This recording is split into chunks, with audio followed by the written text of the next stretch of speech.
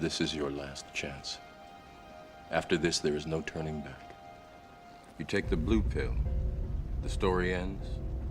You wake up in your bed and believe whatever you want to believe.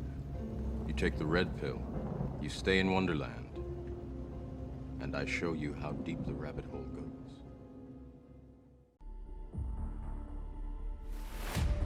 Warning: the program you are about to watch is intended for those with an open mind. We speak freely and openly about topics that affect the well-being of all people. Our intention is not to offend, disrespect, or harm anyone, nor are our views hateful in any way. With that being said, if you are overly sensitive, lack independent thought, or follow the masses blindly, this show probably isn't for you. Enjoy!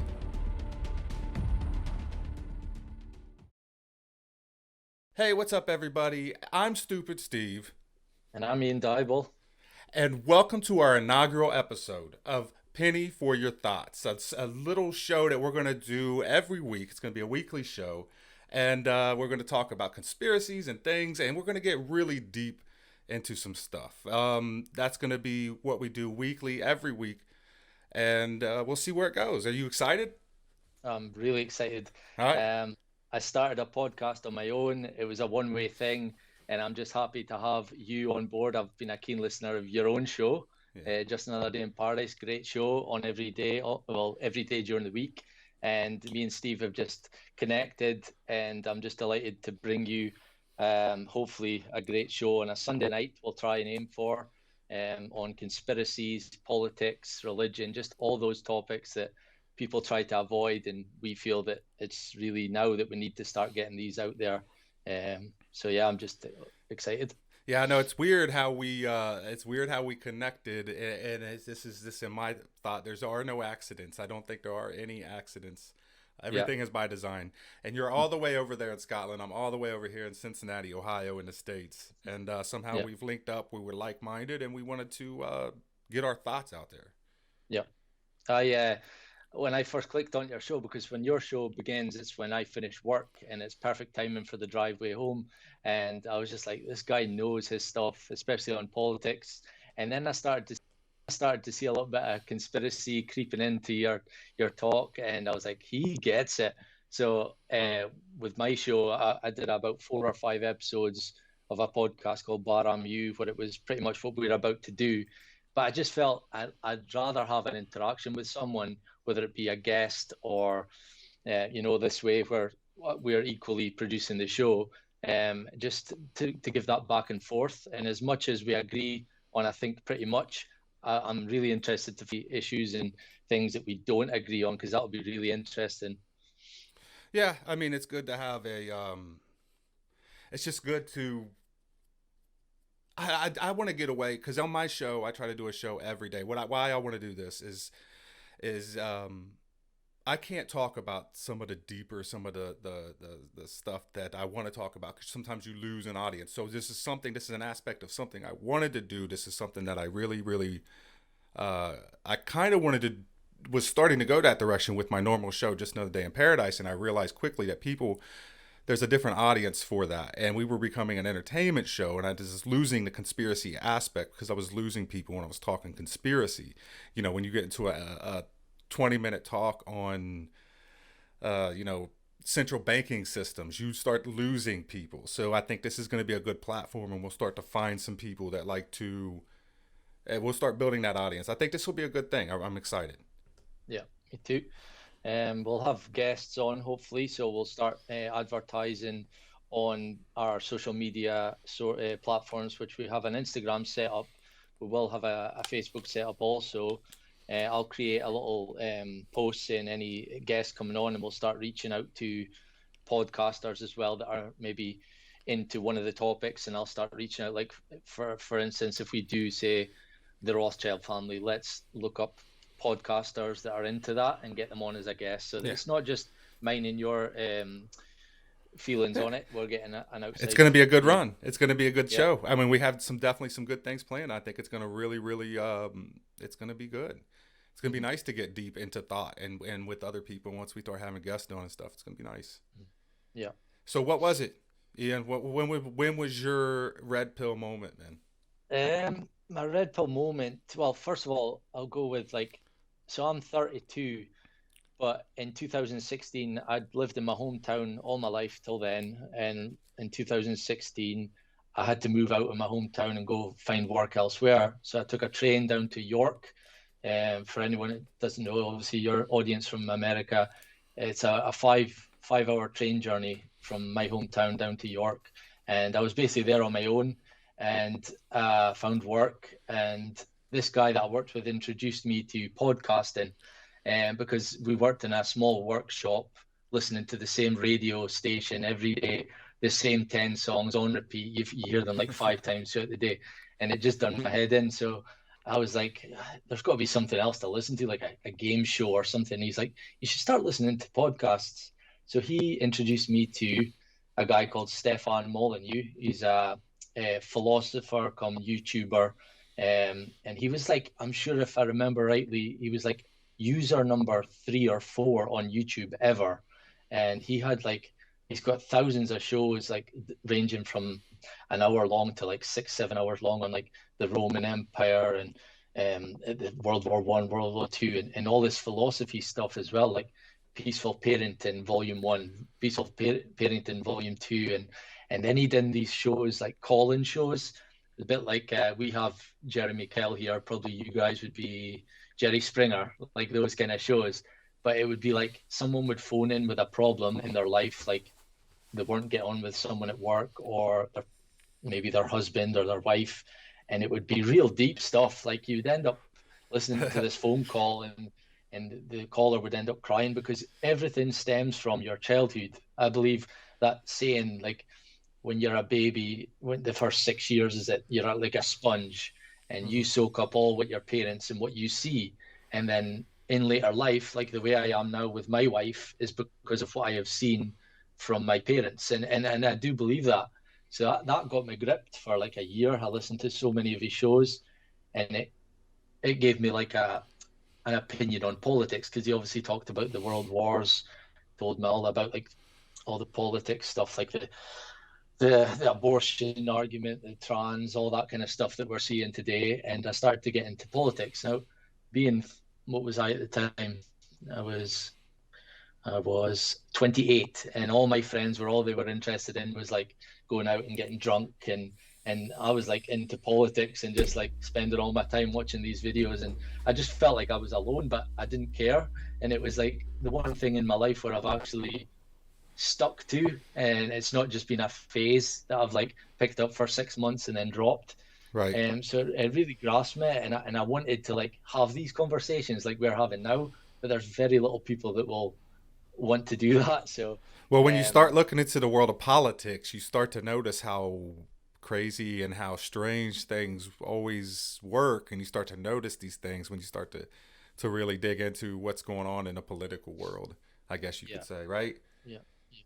And I think I'm not a very outspoken person, but when you develop strong feelings on the way the world's running, and especially like the way your government's running the world, Mm-hmm. you want to voice it, but there's not many people that are willing to. It's almost like they've done a good job in like trying to keep us away from politics, and they just want your vote and your your Well, yeah, compliance. mainstream media. I mean, now that all the junk, all the MTV and all the entertainment, and just like I said to open a show, when I do my daily show, Just Another Day in Paradise, I try to be entertaining so people want to hear entertaining shit. I was just telling my wife earlier today.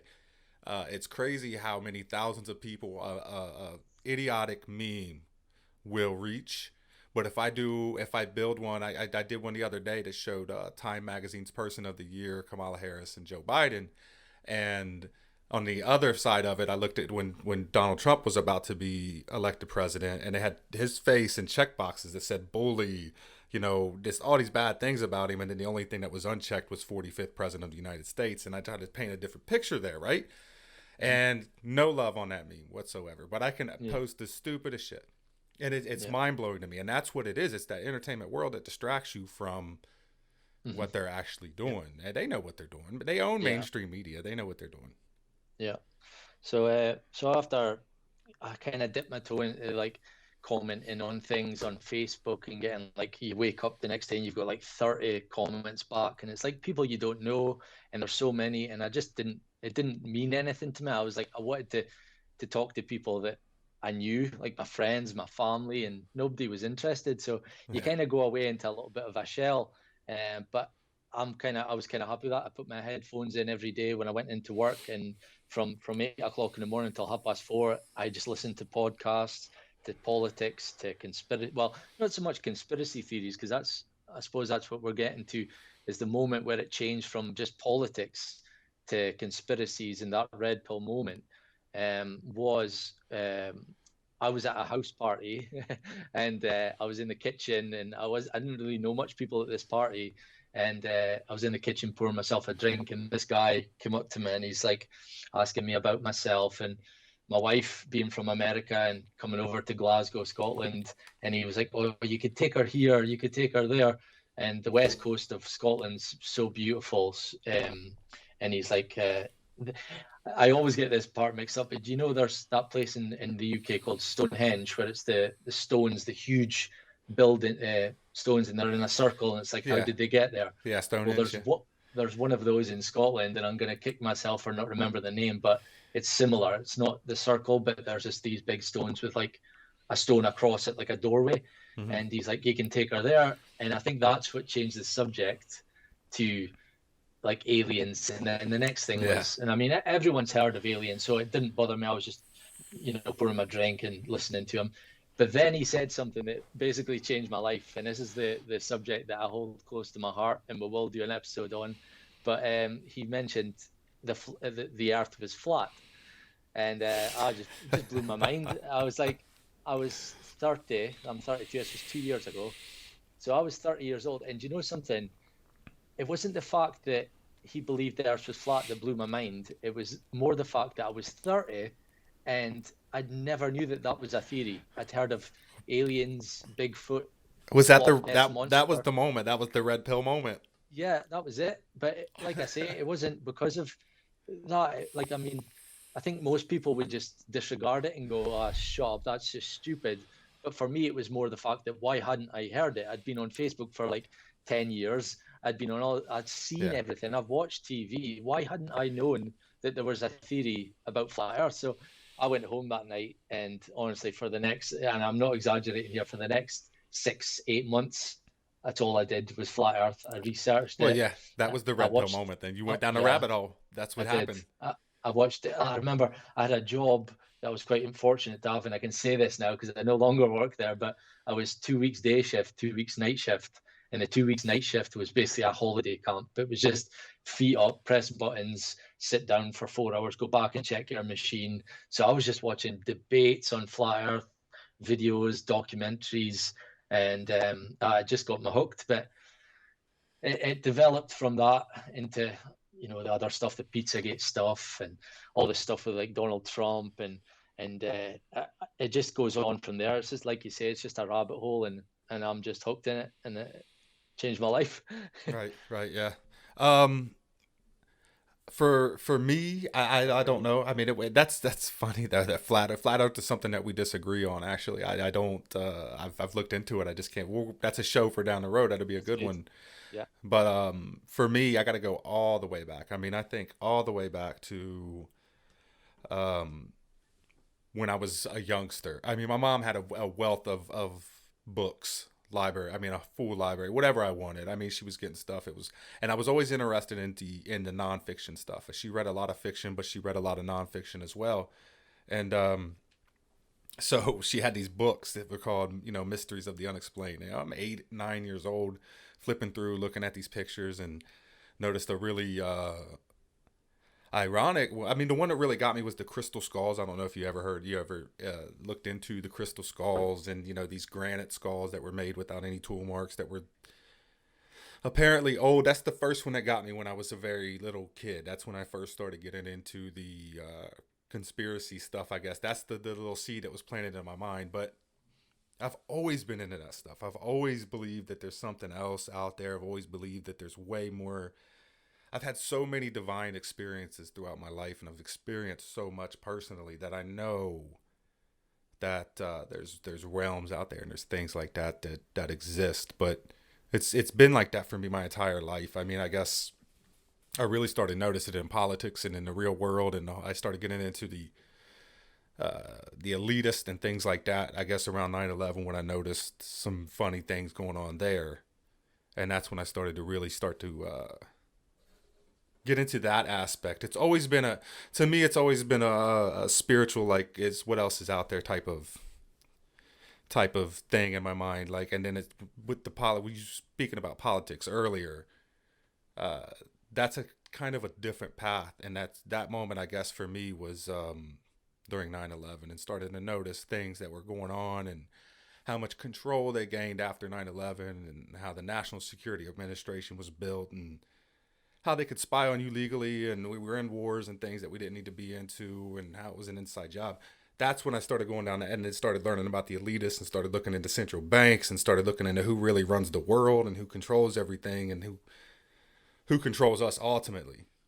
But all my life I've been into thinking, there's something more. There's definitely something more out there. Definitely. And for me as well, I always say this to my friends who I try and red pill at every given moment, and they've had a few choice words to say a few times. But what I don't get is like why people. Well, I'm kind of caught again because I always say this, that why would anyone want to not take the red pill because it's so interesting? Like I see people that I know, and they're sitting watching, like I've heard you mention like Jersey Shore, and we have Geordie Yeah. Shore, and you've got those like mind-numbing programs, reality show where you just watch celebrities sitting picking their nose 24/7, like, and Yeah. you're watching them and then voting them out and in and stuff. It's just, and then you could be watching things like 9/11, was it really staged? I like these Yeah. documentaries that it's like there's no better. Like we are here on this earth, and I think that like we've got in our intro video that you've made about the feeling of meaningless. Like we are like a grain of sand, and we're just here one day and gone the next. Mm-hmm. You've just got to live, work, die, and that gives you that kind of attitude that does it really matter? Like I've heard that so many times, especially with like flat earth, when I tell them it's like, does it really matter? But these things do matter if you kind of think about it, and the whole divide and conquer with politics and Well, yeah, things. they want to make you feel like you're small, like you're insignificant. I have a see. That's why my really, I wouldn't even say it's conspiracy. It's just my theories on life and things like that's where my stuff stems to, right? Like I want to see where we are universally. I've always been really interested in where we came from, and what's our existence, what's our connection to each other in this universe. And I do believe everything is connected, everything, and we're just one large energy source. Like there's this and but um it's just they try to separate us from that. They Hmm. really do, and they Yeah. really try to make your head turn to mush. And I do believe there's a reason there's fluoride in our drinking water. I do, because it hardens our connection to that spiritual world and to that other Hmm. stuff. It hardens your pineal gland. I do believe there's a reason why the Pope has a pine cone at the end of his staff. Why the eye of Horus and the one eye, and everything, the all-seeing eye is so important. I believe, and there's no doubt in my mind, because I believe that that's our connection that they absolutely must avoid giving us at all costs. Yeah. So I Yeah. mean, There's so many podcasts I've listened to, and this is another reason why I'm dying to do this show with you, is because throughout my 2 3 years of listening to podcasts and conspiracies, I could go into work, and I've just followed this a couple of guys that do podcasts, Sam Triple E, the Tinfoil Hat Show, and the Higher Side Chats with Greg Carlwood, and they basically do shows. They've got hundreds of shows, and you just go into work and you just listen to podcast one, then it goes to two, then it goes to three, and it could be you're listening to Flat Earth, then you're listening to the Anunnaki, then you're listening to yeah, Pizzagate stuff. So it's like I always say I know a lot. I know a little about a lot. So most of the yeah, conspiracy theories I know about, like you mentioned them, but I really want to do like deep dives on yeah. just a single issue, and that's what this podcast will make me do. Like from a Monday morning, I'll go in and we'll just be bombarded with uh, podcasts on one topic and documentaries that we can watch during the week, or I might read a book because that's something I've got to hold my hand up to. I've never read it. No, that's a lie. I read Animal Farm by George Orwell this year. It was my first ever book I read, and I'd love to read the other one, the 1984, which is so irrelevant I have a to copy. I like have a copy. yeah. I would send it to you if you wasn't all the way across the Yeah, oh, world. I've got it. But Okay. I mean, for what's happening in today's world, we won't touch on that topic. I think it's the one topic we will stay clear of. But you know, George Orwell, 1984 is definitely key. So I'm just excited to get going. We'll try again like Sunday nights. Have a topic. Have we decided on next Sunday night's show? No, you drive topic. I have Yeah, a whole nother show to do. So yeah, yeah. you Okay. drive those topics, and I'll get Yeah. on and I'll get on there and talk about it or whatever. I mean, obviously, there's going to be some stuff that we have to stay away from. You unfortunately, and I talk about this a lot on my show, and I've been in trouble a couple times, but you can't talk about certain things like the elections and some COVID stuff. So we'll probably stay away from that, and this will be more. We're gonna dive into some other stuff, maybe get our minds off of a little bit the stuff that we're living in now, or the stuff that we're experiencing now. I mean, we'll probably end up touching on this stuff a little bit because just the state of where we're at. We just have to tread lightly in that. So people who listen and enjoy this show just understand we got to tread lightly. Yeah. It's unfortunate, but we do. It's a shame. It is a shame. I see so many accounts that I followed for years getting shut Yeah. down, and I think for me that's when you know there's truth in it, because there's so many opinions out there, and when they take down these ones, it's like, well, there must be some truth in that. So you've got to find Well, other. I'll tell you what the problem is really is what I want to know is what are you so scared? What are you so afraid of? What's scaring you so much that little old me in Cincinnati, Ohio, I'm a nobody from nowhere, right? I'm just doing this show. I mean, yeah, my stuff's pulling. This is my daily show. My other stuff, my stuff's pulling some good. It's growing and it's awesome. But why are you so scared of my opinion? Like, why are you so scared of the other people's opinions? Why are you so scared of the other side of this? Why is it affecting you so much? There's got to be something there that they absolutely have to get rid of at all costs.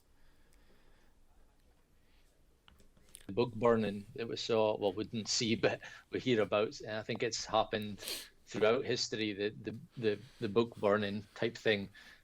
Because if you leave traces of this stuff on the internet and someone finds it one day and digs into it, so I think it's like a no tolerance kind of thing. So yeah, so we're gonna have to watch for that. I've already had my account as well, Baram on Instagram. I'm being shadow banned for sure because Yeah. I got a notification saying if someone persistently gets warnings like false, what is it, when you get fact checked, or you have those COVID-19 things attached to your post, you'll start to get hidden from certain searches. So now my reach has gone from like hundreds down to like 15. You know, it's just Yeah. sad. It is sad that we live in that world. It's sad that we just can't talk openly and freely, and it's sad that they're trying to distract anybody from having an open mind. It's upsetting that we were not allowed to live in an open-minded society unless it all has to be part of the narrative. Like it all has to be part of what they say. It has to be. It's frustrating and it's bullshit. I don't know. It's just we should be able to. I don't know. I just don't know what they're afraid of, man. I just No. don't get it. Yeah. So yeah, so do you want to just call it a day at that, and we can try and record? We'll go for another show next Sunday. We'll do. In fact, I think what we should do is do the Rothschild family. And I know you've got some information on the central banking and all that stuff. Yeah, we could So do. So how long are we? So people know out there who are watching this right now, we're gonna do this for about an hour, 45 minutes, maybe. yeah, for tonight's show, it was just to give the listener Yeah. and the watcher a bit of a background on us, because obviously who you're listening to, it's good to get a bit of a background.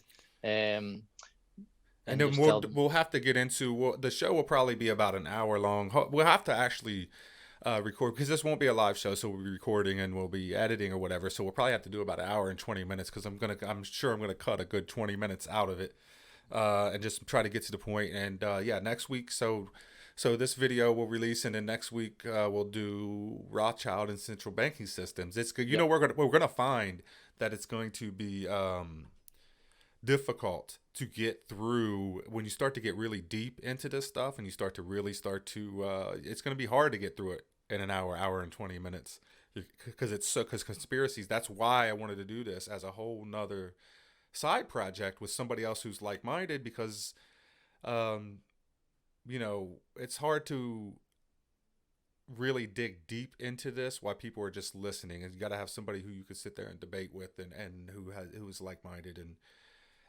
we're gonna find it's gonna be hard to wrap this stuff up as fast as possible. Yeah. We'll go for an hour if it takes a bit longer, and then with editing. Yeah. But I mean, every podcast I listen to is roughly an hour long, and I know it's the battle is trying to keep the listeners' attention. So we're trying to, but with your skills, we're gonna hopefully bring articles and pictures to back up what we're saying, because I think that's a real. I wish I had been listening to a show that brings that to the listeners. We're definitely going to have some stuff that some visuals. This show is going to be really, really, it's going to be lit. It's going to be lit, as they say in Jersey Shore. Mm-hmm. And we still haven't decided on platforms we're going to post to, but I mean, we don't really need to until next Sunday when we are going to upload it. But YouTube, I think, is a key one. And obviously, because that's the main one, whether we get warnings and strikes for that, we don't know. But BitChute is another one. I think they're more lenient on the kind of things we're talking about.